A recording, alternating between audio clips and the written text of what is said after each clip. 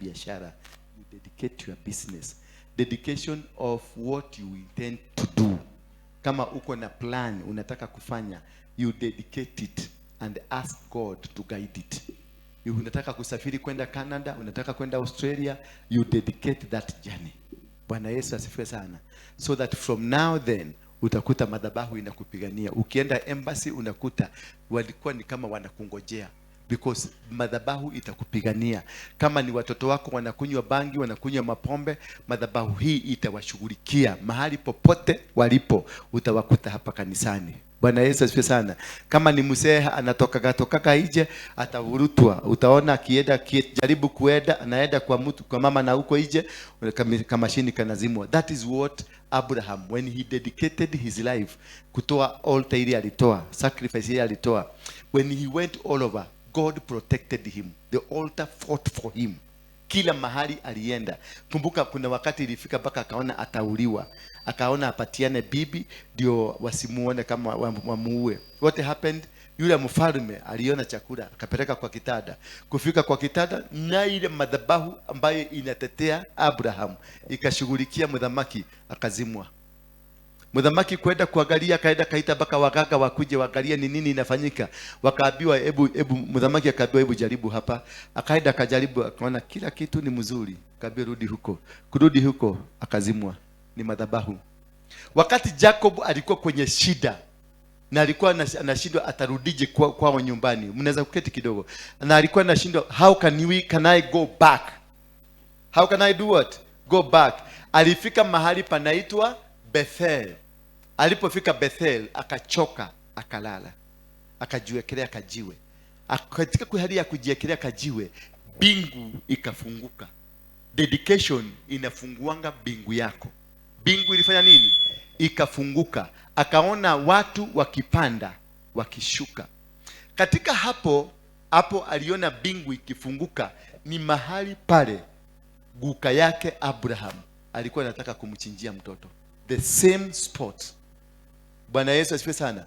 Kwa hivyo madhabahu ile ya guka ndio ilifungua bingu. Bwana Yesu asifiwe sana. Saa hii unaona vita vya Hamas na Israel ni the same spot. That spot, that is what they are fighting for. Na hapo ndio pale mlima unaitangwa Moraya. Hapo ndio Bethel iko. Mahali alikuwa amepeleka kijana yake. So when you raise an altar, it becomes permanent for your children and for your children. They will fight. Ndio unaonanga kuna watu wengine hawajaokoka, hawaendagi kanisani, hawana nini, lakini wanaendelea kutajirika. Ukichunguza babu yao, kuna madhabahu aliinua ambayo inawatetea mpaka saa hizi. Bwana Yesu asifiwe sana. Haleluya. Katika hali ya kuinua madhabahu na kudedicate, Hana wakati alizaa mtoto, alimrudisha kwenye madhabahu kila wakati, kila mwaka naendelea kumzidishia, kumwogelea. Amekakatia au kagere lake andiko na ongeza nini? Kakua na Kizungu. Alikuwa anamrudisha mtoto wake kwenye madhabahu, anamdedicate. Maana mtoto huyu ni wa kimadhabahu. Kitu chochote cha kimadhabahu, kama ni maombi imefanyika, kazi yako ikafunguka, maintain kazi yako kwenye madhabahu. Kama uliziombewa ndio ukapata mtoto ukazaa, maintain mtoto huyo kwenye madhabahu. That is the power of the altar. That is the essence of the altar. The more you dedicate yourself, every Wednesday, mimi naendanga kwa Harrison, every Wednesday ninaendanga nakaa na wale wengine, napaga laini, anakuja tang, nikianguka nachomoka, nakuja hapa, because I rededicate myself there, because that is where my altar is. Your altar is here. So lazima niendelee kuhakisha moto huko, ndio hii altar na yeye iendelee kukusaidia. So the father, watu wote ambao wamekuwa kwa chini ya Harrison, si mnaona wamenawili. Ukifungua tu kanisa ya CFF, because that altar defends you.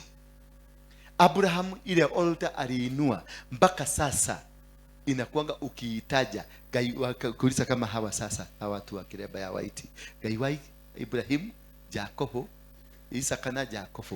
They Si Ibrahimu wako na haja na yeye, si Isaka wako na haja na yeye, si Yakobo wako na haja na yeye, wako na haja na ile madhabahu iliinuliwa na Abraham. Mmenielewa sasa?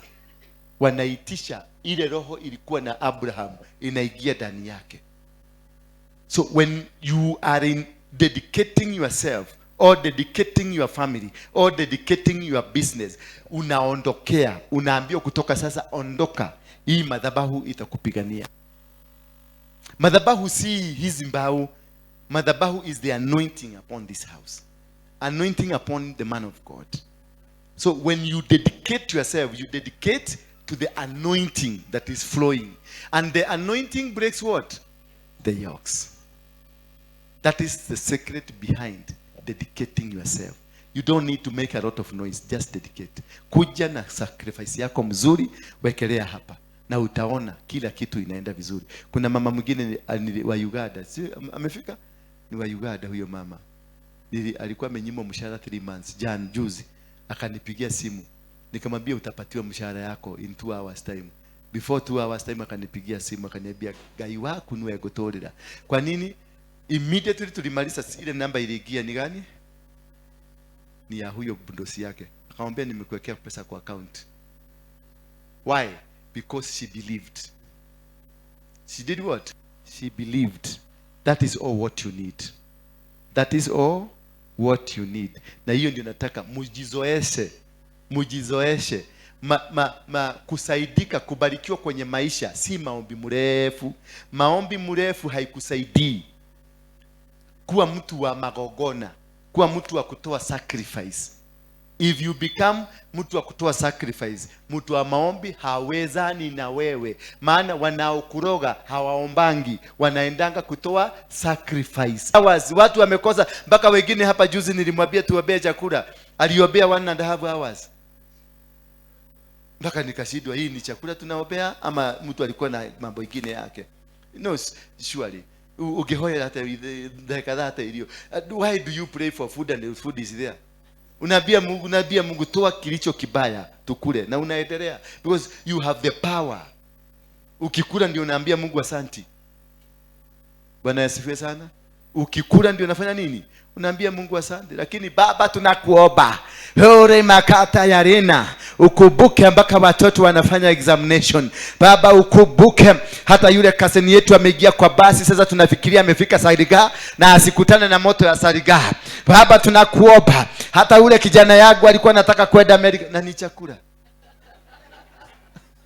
Na watu wakoja.